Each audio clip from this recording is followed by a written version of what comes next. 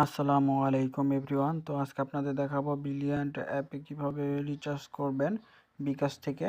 তো চলুন কথা না বাড়িয়ে কাজ শুরু করা যাক। প্রথমে চলে আসতেছি ব্রিলিয়ান্ট অ্যাপে। আসার পরে নিচে যে সেটিংস আছে আপনার সেটিংসে চলে আসবো। ভুলে অন্য জায়গায় চাপ লেগেছে। সেটিংসে চলে আসার পর এখানে যে মাই ব্যালেন্স দ্বিতীয় নম্বর অপশন, এই ব্যালেন্সটা আমরা ক্লিক করে দেব। তারপর এখানে খেয়াল করেন আমার ব্যালেন্স দেখেন 2 টাকা 15 টাকা আছে। তো এখন আমরা ব্যালেন্স অ্যাড করব। এর জন্য আমরা অ্যাড ব্যালেন্সে চাপ দেব। দেওয়ার পরে এখানে ইন্টার ইউর অ্যামাউন্ট, এখানে আমরা টাকা দেব। দেখেন এখানে কিন্তু 20 টাকা থেকে 50 টাকার লিমিট আছে, 500 টাকা লিমিট আছে। আমরা 50 টাকা দিচ্ছি, দিয়ে এটা রিচার্জ অপশনে ক্লিক করে দিচ্ছি। ও সরি, বেশি চাপ লাগছে। হ্যাঁ, এটা রিচার্জ ক্লিক করে দিচ্ছে 50 টাকা। তারপরে এখানে কি দিয়ে করবেন, বিকাশ না বা অন্যান্য, আমি বিকাশ দিয়ে করতেছি।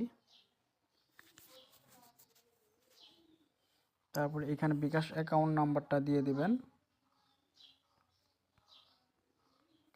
দেওয়া হয়ে গেলে এখানে কনফার্ম করে দেবেন। তারপরে বিকাশে একটা কোড আসবে, যে নাম্বারে আপনার বিকাশে একটা কোড আসবে। কোডটা বসানো হয়ে গেলে কনফার্ম করে দেব। তারপরে বিকাশ পিন দিয়ে দেব। এখানে আপনার বিকাশ পিন যেটা আপনি দিয়ে দিবেন, দিয়ে এটা কনফার্ম করে দেব। এখানে ভেরিফিকেশন কিন্তু সাকসেসফুল হচ্ছে, টাইম নিচ্ছে একটু। দেখেন পেমেন্ট কিন্তু সাকসেসফুল ডান। দেখেন এই দেখেন আমার কিন্তু অলরেডি মেসেজও চলে আসছে যে আমার এই পেমেন্ট কিন্তু ডান হয়েছে। এখন আমি ব্যাক করে আমার ব্যালেন্সটা একটু চেক দেব। এই দেখেন আমার ব্যালেন্সটা কিন্তু অলরেডি 52 টাকা হয়েছে, মানে 50 টাকা রিচার্জ হয়েছে। তো এভাবেই আপনার ব্রিলিয়ান্টে রিচার্জ করতে পারবেন। তো ভিডিওটি কেমন লাগলো অবশ্যই কমেন্টের মাধ্যমে জানিয়ে দেবেন এবং বন্ধুবান্ধবদের কাছে শেয়ার করে দেবেন।